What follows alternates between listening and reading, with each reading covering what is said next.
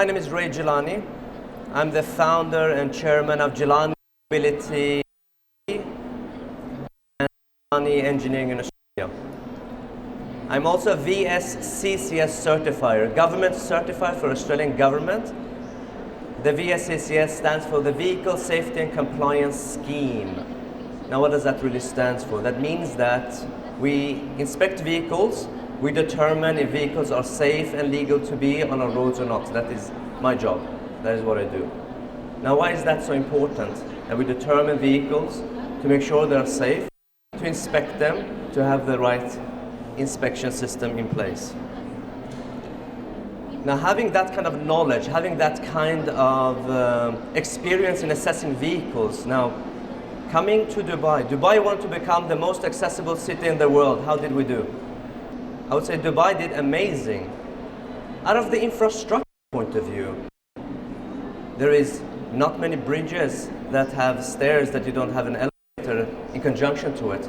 So the accessibility out of the infrastructure point of view, truly impressive. There's a lot of more work to do for sure, so don't get me wrong. But how about the assistive technology? How about the vehicle modification? For some reason that haven't really kept up with the rest, and I was always wondering why.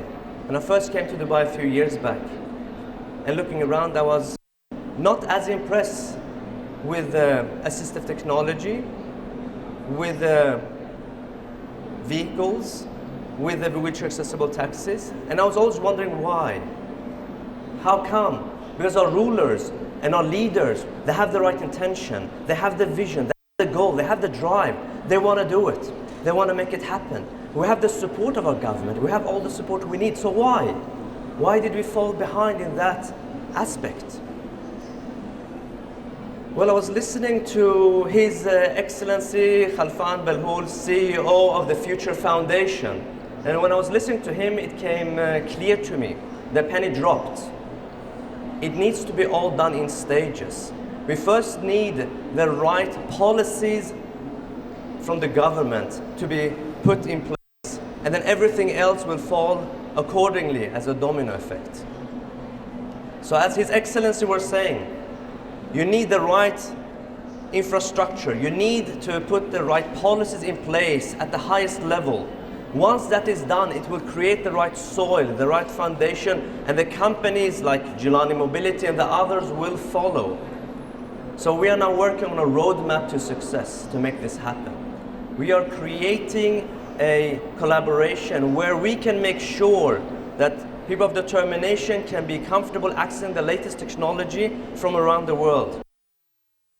Vehicles are safe, compliant, and make sure that when you call a wheelchair taxi, when you call a public transport vehicle to come and pick you up and drop you off, it meets standards.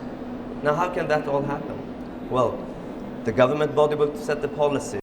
Companies will need to follow and meet the requirements, and that is the procedure. And everyone's a winner. We all win.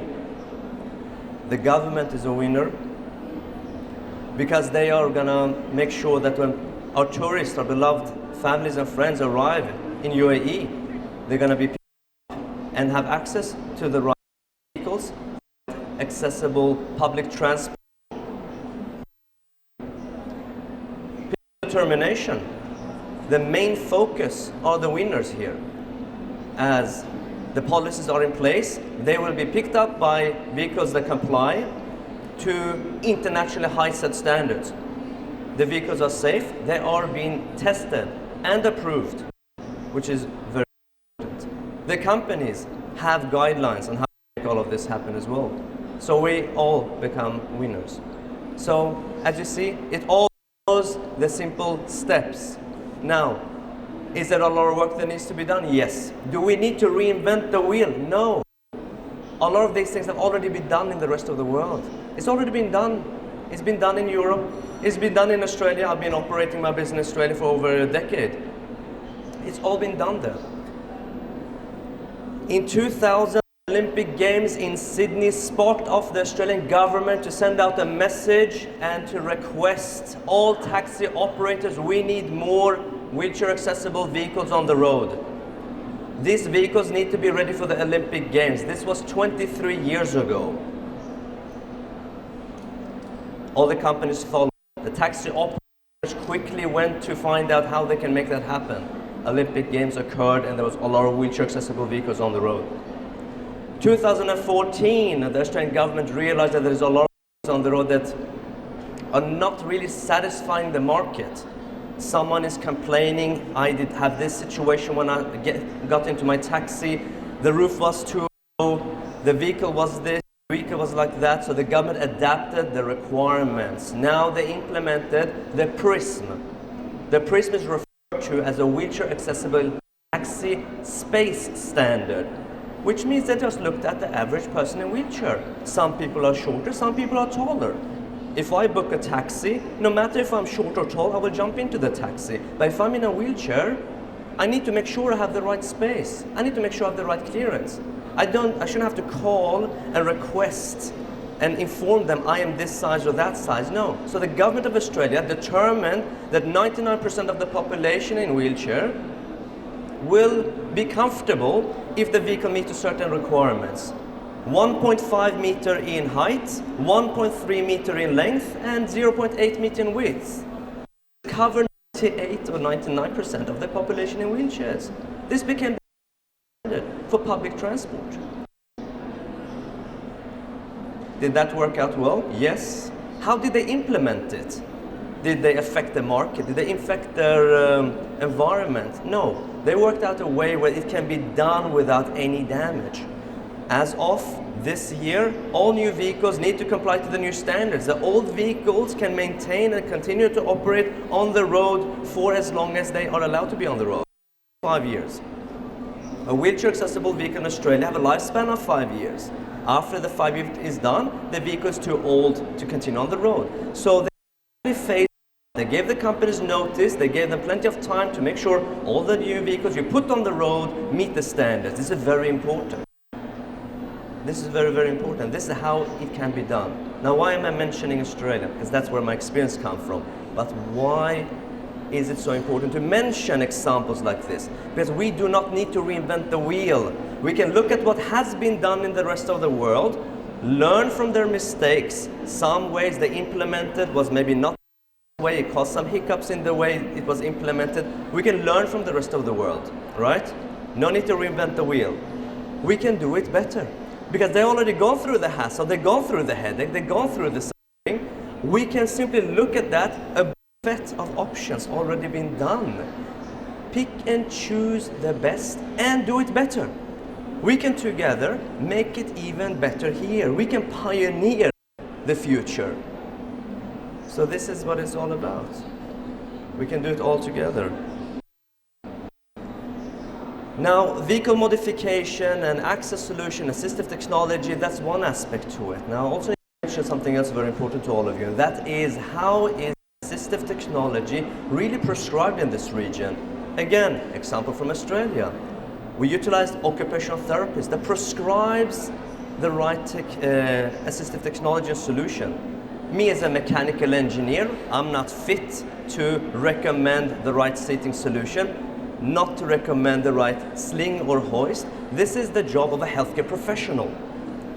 Now, we have been operating here in Dubai in Mall for 1.5 years, and I have had so many people saying, you have been working in this industry for a long time, what do you recommend for my son? What do you recommend for my daughter? Father need this wheelchair, is it good for him or not? The OTs are not being utilized properly in this region. So what is the roadmap to success within that space? Well, again, the puzzles need to be put together. It's all a domino effect. We have now opened a training center in Garhoud, Aspire Solutions, which aims to upskill occupational therapists. Now, this needs to be done on a global scale. This is not something to be done by a training center or two. This is something that gotta come from above. This is something that gotta come from the government. It's very crucial to upskill the OTs. Now, what do I mean by upskilling OTs? OTs are not qualified, they're not educated. Absolutely they are, and a lot of them are very experienced. However, new technology is being put forward every day. The OTs need to have access to the latest technology. They need to know what is out there. How can I look after my clients, make sure that they have the best solution at hand? Well, they need to know that. They need to be informed. And who is the right people to inform them? The companies are introducing the technology. We need to come together. The OTs need a place to go to see and learn the latest technology that is being launched.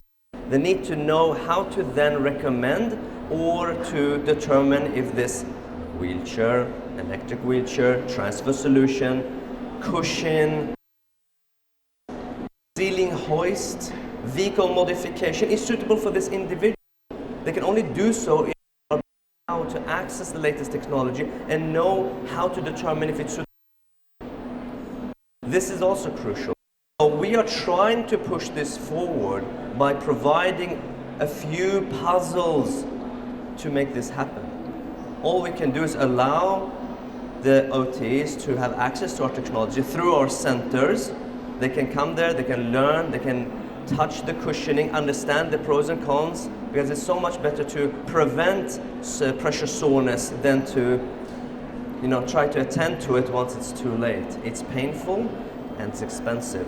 So why not work on prevention? That's what should be done. And this is the OT's job. But they cannot do their job unless they get the right support. And this support got to come from the companies.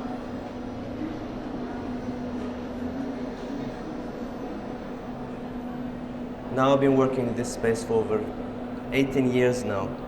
And when we develop new technology, we listen to people in need. And I'm going to tell you a story. I had a lot of people coming to me saying, Ray, we're sick of ramps. Everywhere we go, there's ramps. Is there a way I can get into my vehicle without ramps? With this kind of approach of trying to look at the people in need and finding the right solution, technology will arise. There are vehicles out there that have no ramps. There's new technology without ramps. There's platforms. There's so much out there, but the health need to have an access to all of this knowledge. Now I would, in the end here, just want to thank everyone for being here today, for listening to what I had to say.